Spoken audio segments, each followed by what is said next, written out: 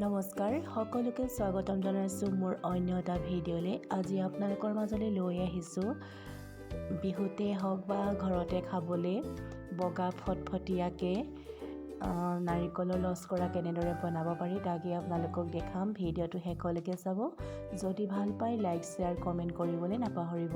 তেনেহ'লে ভিডিঅ'টো আপোনালোকৰ মাজলৈ আগবঢ়াওঁ। নাৰিকলৰ লাড়ু বনাবৰ বাবে 2টা নাৰিকল মই ৰুকি লৈছিলোঁ ৰুকনিত। এক চাহ খোৱা কাপটোৱে 2 কাপ চেনি লৈছিলোঁ আৰু চেনিখিনি মই মিক্সিত দি পানি গুড়ি কৰি লৈছিলোঁ। এই চেনিখিনি মই নাৰিকলখিনিৰ লগত ভালদৰে মিহলাই 10 মিনিট সময় থৈ দিম। 10 মিনিটৰ পিছত ৰুকি লোৱা নাৰিকলখিনিৰ লগত চেনিখিনি গুড়ি কৰি ৰখা চেনিখিনি মিহলি হৈ গ'ল আৰু এতিয়া মই কেৰাহী এখনত দি পানি ভালদৰে ল' ফ্লেমত লৰাই ভাজি থাকিম।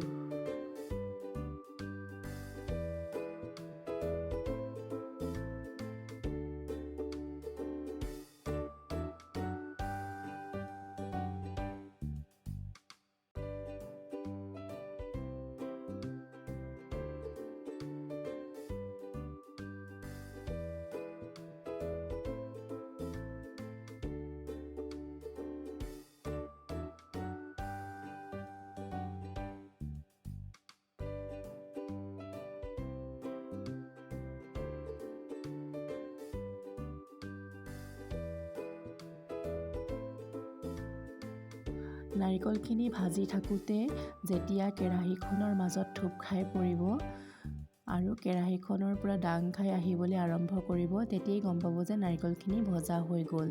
সেইখিনি সময়তে আপোনালোকে যিকোনো পাত্ৰত কাঢ়ি ল'ব আৰু মই এখন কাঁহীত কাঢ়ি ল'ম আৰু অলপ সময় ঠাণ্ডা হ'বলৈ দি লস্কৰা বনাবলৈ আৰম্ভ কৰিম।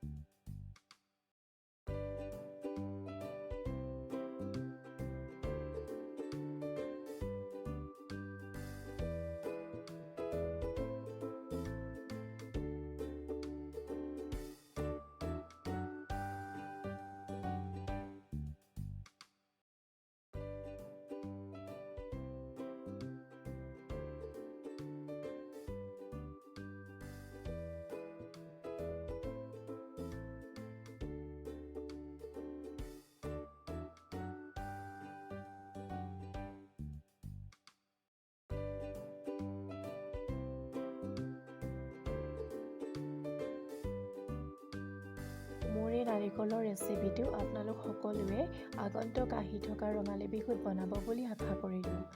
যদি আপোনালোকে মোৰ চেনেলটো নতুনকৈ চাই আছে তেনেহ'লে চেনেলটো ছাবস্ক্ৰাইব আৰু কাষতে লাগি থকা বেল আইকনটো প্ৰেছ কৰি অল কৰি দিব। পুনৰ লগ পাম আন এটি ভিডিঅ'লৈ। আজিলৈ আহোঁ। ধন্যবাদ।